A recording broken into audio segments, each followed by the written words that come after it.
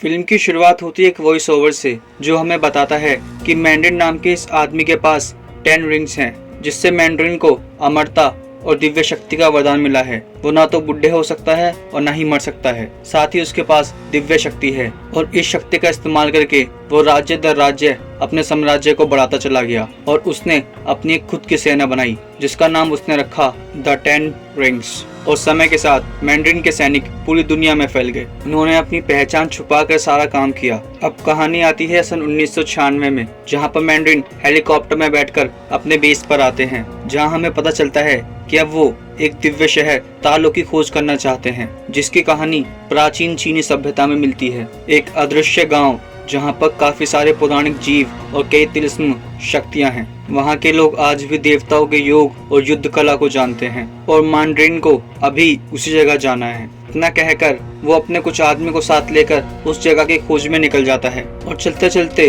अचानक से उनकी कार का एक एक्सीडेंट हो जाता है, जिसमें मैंड्रिन को छोड़कर उसके सभी आदमी मारे जाते हैं। अब मैंड्रिन खड़ा होकर जंगल में अंदर की तरफ जाता है, जहाँ उसकी मुलाकात पहली बार लीको वू से होती है। लीको वू तालो गांव की पहरेदार थी।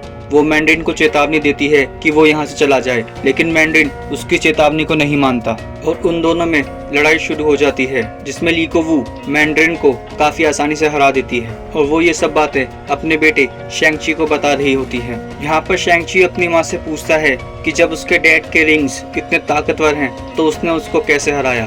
तब लीको वू उसे बताती है कि जहाँ से वो है उस गाँव में उन सबको दैवीय शक्ति मिली हुई है। तब शैंग-ची उनसे पूछता है कि क्या वो अब भी उन शक्तियों का इस्तेमाल कर सकती हैं, लेकिन यहाँ पे उसकी माँ उसे बताती है कि उसने अपनी सारी शक्तियाँ तालों में ही छोड़ दी ताकि वो अपनी आगे की जिंदगी बसर कर सकें। और यहाँ पर वो शैंग-ची को एक लॉकेट देती हैं, जिसको वो उसके गले में पहनाती हैं। और अब हम देखते हैं कि शैंग-ची आराम की आवाज से उठता है और उठकर और वो अपने साइड में एक कार्ड को देखता है, एक पोस्ट कार्ड जिसपे एक ड्रैगन बना हुआ होता है, जिसके पीछे एक एड्रेस लिखा होता है, जिसे पढ़कर वो कुछ सोचने लगता है। और यहाँ हमें पता चलता है कि वो केटी के साथ एक होटल में जॉब करता है।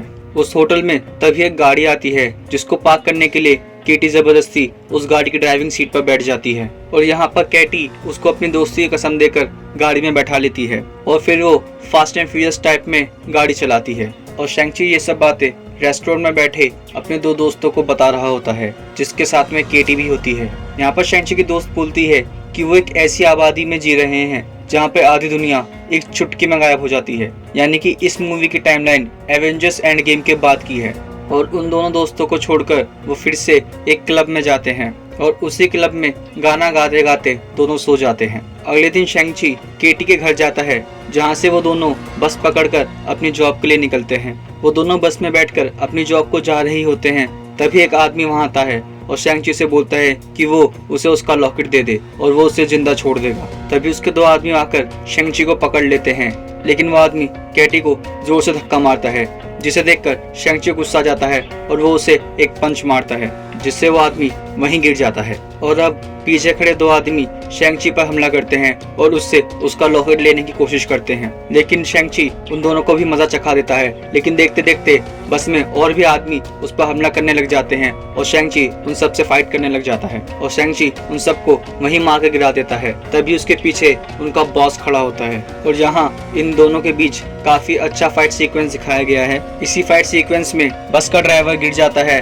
और तब शैंग-ची थोड़ी देर के लिए बस संभालता है, लेकिन केटी उसकी हेल्प के लिए आ जाती है और बस ड्राइव करने लग जाती है। इतनी देर में वो सभी लोग जिनको शैंग-ची ने मार के गिरा दिया था वो भी खड़े हो जाते हैं और बस एक टनल में जाती है, जहाँ पर फिर से कुछ बढ़िया फाइट सीक्वेंस सीन दिखाए गए हैं। और यहाँ पर शैंग-ची बस में सभी सवार लोगों को बचा लेता है और एंड में ध्यान से देखने पर शैंग-ची को पता चलता है कि उनका बॉस उसका लॉकेट चुरा कर ले गया।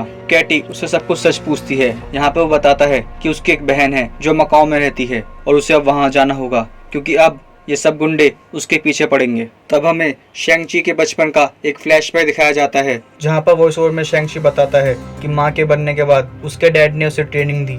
दिन रात उसे एक असैसिन बनने की ट्रेनिंग मिली, लेकिन वहीं उसकी बहन को ट्रेनिंग अलाउ नहीं थी, इसलिए वो अकेले ही अपने कमरे में इन सबको देखकर खुद ट्रेनिंग लिया करती थी। 14 साल की उम्र में वो अपनी माँ की सारी यादें भूल चुका था और पूरी तरह से अपने डैड के लिए एक असैसिन बन चुका था। और तब उसके फादर ने उसे पहली बार एक मिशन पर भेजा और वो मिशन को पूरे किए बिना ही वहाँ से भाग गया। अब वो मकाओ की एक बिल्डिंग में पहुँचते हैं जहाँ पर एक फाइट क्लब होता है, जहाँ हम देखते हैं कि वोंग एक मॉन्स्टर से लड़ रहा है और इस फाइट को वोंग अपनी चतुराई से जीत जाता है।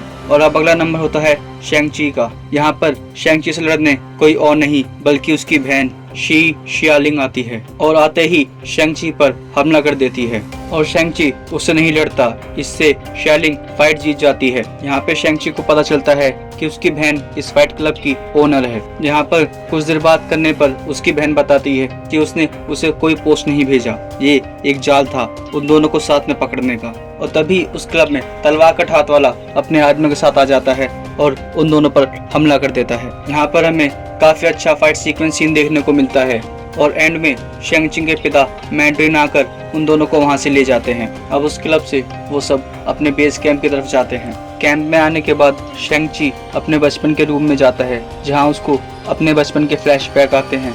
यहाँ पर हम एक डिनर सीन देखते हैं जहाँ पर द मैंड्रिन बताता है कि कैसे अमेरिका के एक नकली आतंकवादी ने उसके टैलेंट का फायदा उठाया और उसका एक नया नाम रख दिया, द मैंड्रिन, और आज उसे दुनिया इसी नाम से जानती है। यहाँ पे वो शेंग-ची उसकी बहन को बताता है कि उन दोनों के जाने के बाद उसे उनकी माँ की और याद आने लगी और इसलिए उसने उनकी माँ के गाँव तालो के बारे में और कुछ जानना चाहा। इसलिए उसने उसके घर और गाँव के बारे में और पढ़ा। वो उसके गाँव के अंदर जाने का खुफिया रास्ता तो नहीं जान सका, लेकिन उसे ये जरूर पता चला कि उस गांव में क्या छुपा है। वहाँ पहाड़ों की गहराई में एक दरवाजा है और उनकी माँ की आत्मा अब भी उस दरवाजे के पीछे उनका इंतजार कर रही है, जिसका एहसास उन्हें खुद हुआ है। तब शेंग-ची अपने डैड से बोलता है कि वो उसका वहम है, ऐसा कुछ नहीं है। तब उसके डैड उन दोनों लॉकेटों को एक स्टैचू में रखते हैं और उस स्टैचू से पानी बाहर आता है और वो पानी जमीन पर पड़ते ही नीचे एक नक्शे का रूप ले लेता है जिसमें तालो जाने का नक्शा होता है। और अब उनके डैड उन तीनों को काल कोठरी में बंद करवा देते हैं जहाँ पर उन तीनों को एक अजीब सी आवाज आती है। यहाँ पर एंट्री होती है ट्रेवर की, जिसको मैंड्रिन ने अपने यहाँ कैद कर रखा है क्योंकि यही वो आदमी है जो अमेरिका के लिए मैंड्रिन बना था। और यहाँ पे उन्हें एक अजीब सा जानवर दिखता है जिसके बारे में ट्रेवर बताता है कि इस जानवर को उसके पिता तालो से लेकर आए थे चुरा कर, और अब वो चारों वहाँ से भागने की कोशिश करते हैं जिसमें वो कामयाब भी होते हैं। और वहाँ से भागने के बाद मोरिस की मदद से तालो की भूल भुलैया को पार कर तालो में प्रवेश कर जाते हैं और इस तरह से शेंग-ची, कैटी, ट्रेवर, शू शाइलैंग और मोरिस तालो में पहुँच जाते हैं। वहाँ पर उन्हें काफी अलग अलग प्रकार के जीव जंतु देखने को मिलते हैं और यहाँ पे उनका स्वागत करती हैं जिंगनैन, जो कि शेंग-ची की मौसी होती है। यहाँ पर शेंग-ची अपनी मौसी को अपने डैड का प्लान बताता है। तब उनकी मौसी उन्हें बताती हैं कि उनके लोग 4000 साल से युद्ध की तैयारी कर रहे हैं। यहाँ वो बताती हैं कि वो पहाड़ी के उस पार बने उस काले द्वार के रखवाले हैं और हमारी दुनिया को उस बुराई से बचाने के लिए जिम्मेदार हैं जो उस काले द्वार के पीछे कैद है।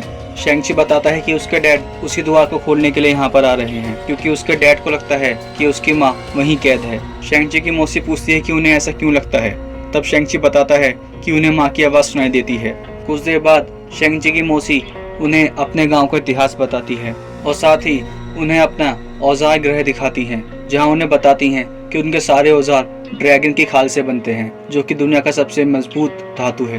तभी एक लेडी वहां आकर कैटी को कुछ एरो देती है और उसे अपने साथ ले जाती है। शेंग-ची की मौसी उसे बताती हैं कि उसकी माँ ने उसे पहले ही कहा था कि तुम दोनों यहाँ जरूर आओगे और तुम दोनों के लिए तुम्हारी माँ ने कुछ चीजें छोड़ी हैं।